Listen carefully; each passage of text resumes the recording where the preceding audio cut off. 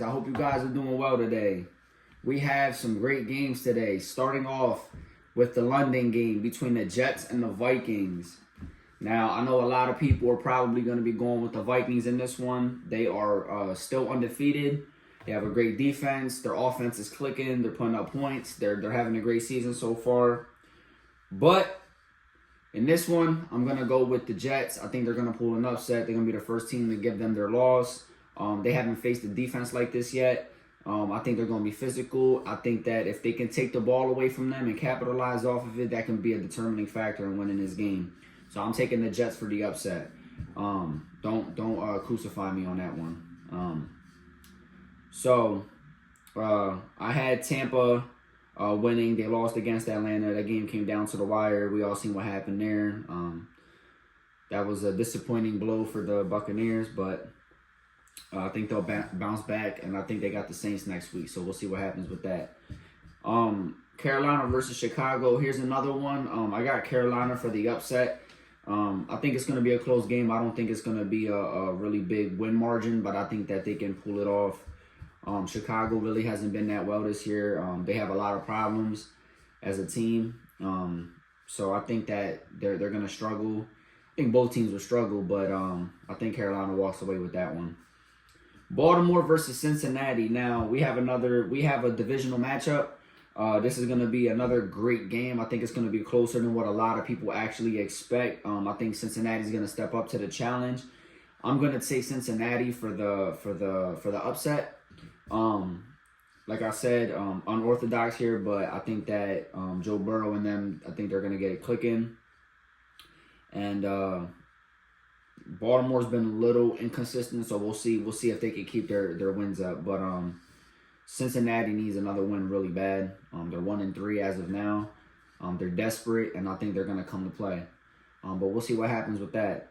Buffalo and Houston. This is a really hard matchup. This is not a gimme in any way, shape, or form.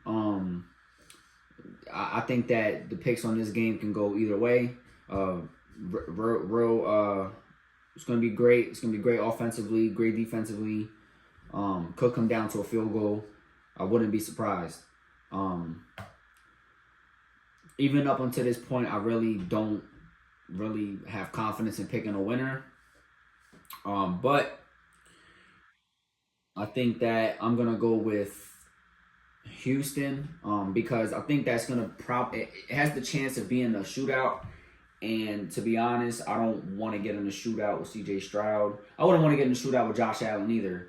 I think I'm going to just lean towards Houston in this one. I believe it's in Houston.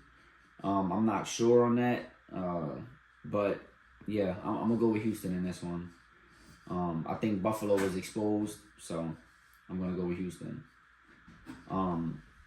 Indianapolis and Jacksonville, I'm going to take Jacksonville. I believe Richardson is not Jonathan Taylor will not be playing for the Colts. I don't see them winning without him. I'm going to take Jacksonville, even though they've been having a shaky year. Miami versus New England, I'm going to take New England. Miami is not the same without Tua.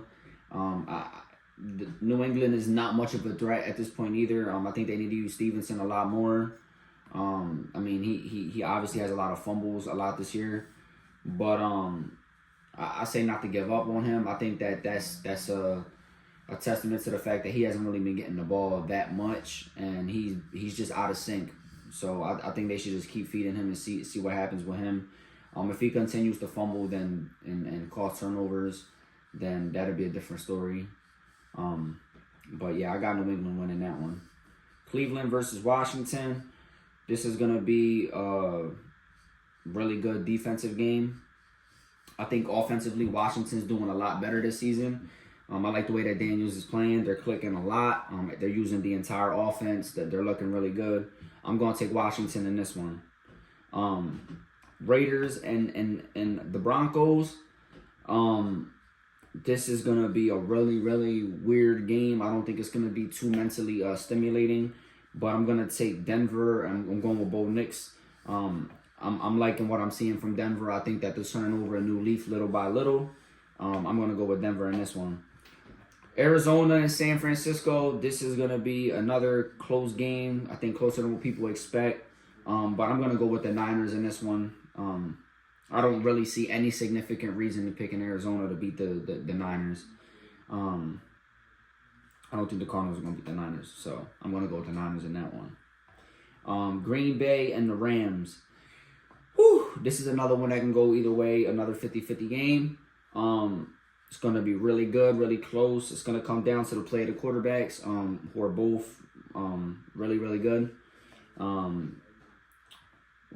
I think this game is going to heavily rely on the performance of Kyron Williams. I think he has to really show up and show out. But yeah, I think the Rams are going to take this one. I think it's going to come down to the end. They might win by a field goal too. I don't think it's going to be by a lot, but I'm going to take the Rams in this one for the upset. Giants and Seahawks. I see no reason picking the Giants to win this game. They don't have Malik Neighbors. They don't have their starting running back Singletary. They're going to struggle a lot. They're probably not going to put up a lot of points. I think Seattle's going to dismantle them, rip them apart. I think Seattle gets an easy win today. And I think that they think it's going to be an easy win too. So we'll see what happens with that. Dallas and Pittsburgh for the night game. This is going to be a great game. I think either team can win this game, but I'm going to go with Dallas in this one. There's no need to get too far into the details because, like I said, it can go either way. There's pros and cons on both sides of the game. And then for the last game, we have New Orleans versus Kansas City. And an unpopular opinion, I think that New Orleans is actually going to take this one. I think that they haven't showed their full potential yet. And I think that they can take advantage of running the ball against Kansas City. And without Pacheco and the other injuries, losing Rice, I think Kansas City is going to struggle. I think through the middle of the season, Kansas City is going to have to get a lot of wrinkles out without these star players in the lineup. Those are my picks. This is Lolo the Maverick. This is Maverick Mind Sports. And let's go. I hope you guys all have a good one and enjoy these games. Woo!